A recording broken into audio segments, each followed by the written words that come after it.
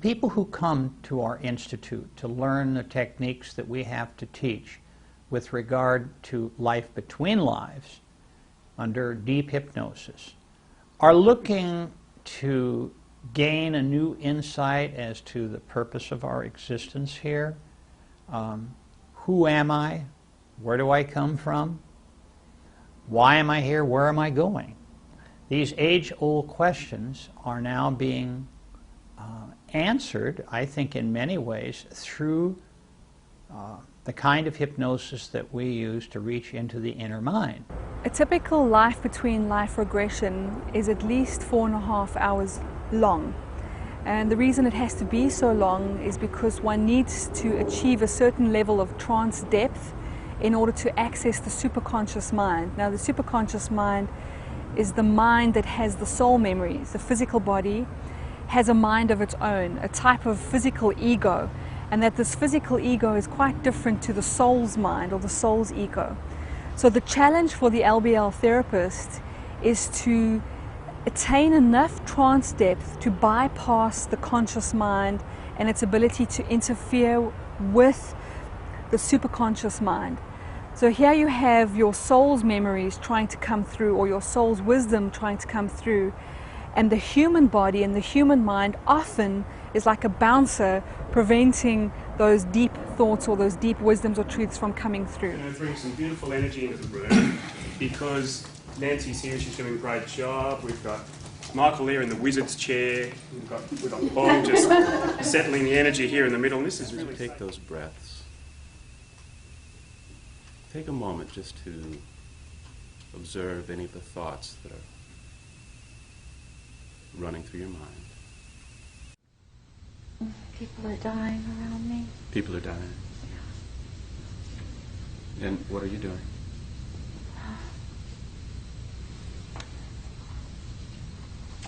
We're been rounded up. Rounded up. Mm-hmm. So we're all afraid, and the sense is that we're clinging on to hope that somehow we will survive this, but there is a sense that we won't. Now, a lot of people don't feel that hypnosis is really a valid scientific tool. And the fact is that when someone is in deep hypnosis, they are telling you exactly what is in their mind. It is not something that can be programmed into it. A lot of people think people can be directed in deep hypnosis. They're very aware of who they are, and they have great insight into the things that they're telling you. And what I found interesting and what captured me was that over thousands of cases was the consistency of the reporting. I'm a young female, maybe 20. And how are you dressed? I'm wearing this very tight corset dress, long, little slightly puffy below the waist. And a man helps me out of the carriage. Right? Someone can read in a book, reincarnation. And I can think, well, that's an interesting concept or theory. Someone can have a religious belief. I believe in reincarnation, or I don't believe in reincarnation. But if you take someone through one of these sessions and they have the experience that's mind-boggling for them, and they have it's not just something they see, but a visceral experience that they go through on a soul and body level, they come out of there knowing that this is the case. It's far beyond a concept or a belief. That's profound. By what name are you known in this place? Hans comes to mind. Hans comes to mind. Okay, Hans, what's happening for you just now? Just allow yourself to let me know, and I want you to feel yourself becoming more comfortable, knowing that you are here with me, and that your lungs are clear and breathing fresh air. Just understand that, Hans, for me. I'm on this ring drifting in this cold water and this huge ship above, but I'm drowning. Okay, Hans, what year is this? Just allow yourself to know. Allow yourself to know. I hear 1872. Okay, just allow that to settle. Don't try too hard, just allow it to come. That's it. So typically it starts with an induction, then a deepening of trance, and then we use this lifetime through current life age regression as a way to warm the person's mind up, making it ready and available to superconscious memory. Then from the current life we go back to the womb, where the person is able to recount and recall the experience of being in the womb as a fetus. And then from the womb we move back into a past life memory, specifically looking for the death scene, because we have found that through the death scene the person's mind is more easily able to open to their soul memories.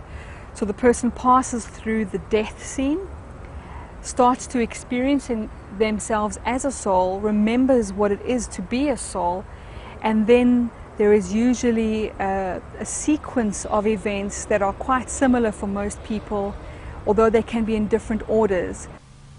What can you see ahead of you?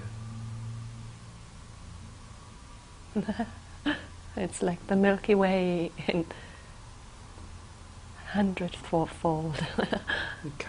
Good. And I'm a shooting star which is shooting up. Okay.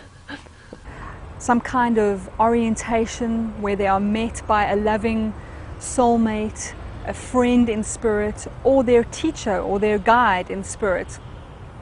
And from then on there is an orientation as well as a debriefing of the life that they have just lived. And then the soul moves into the normal activities of the spirit world. Sometimes this might involve some kind of celebration where they are reunited with their spiritual friends and family. Sometimes there's even a bit of rest. Very often the soul, carrying the baggage of a human experience, needs some kind of healing on the other side to fully acclimatize to its soul consciousness.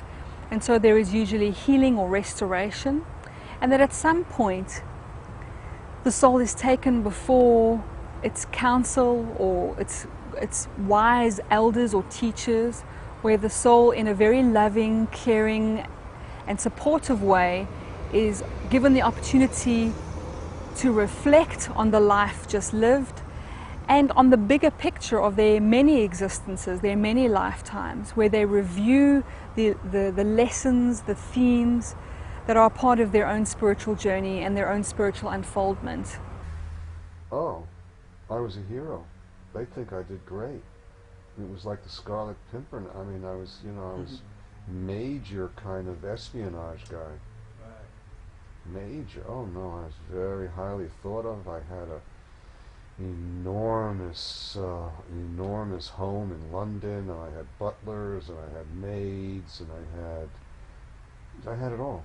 The purpose of this session is for him to experience this. That life is playing out in this life somehow. Maybe these guys got the message that you have that sort of background. Yeah. Now, help me understand this, that all of you could collectively show this.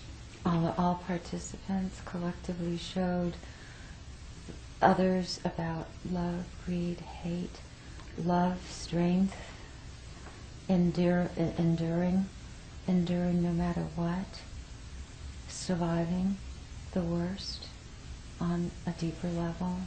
You mean those in the camps? Those in the camps, but also those that participated. Those that participated as well. Those who participated also were, it was like there were many polarities being played out, and all participants were a part of that demonstration. So even the ones we would call the perpetrators had a role in this. Is that right? You know, from this side, from them, from your counsel. From this side of where I stand,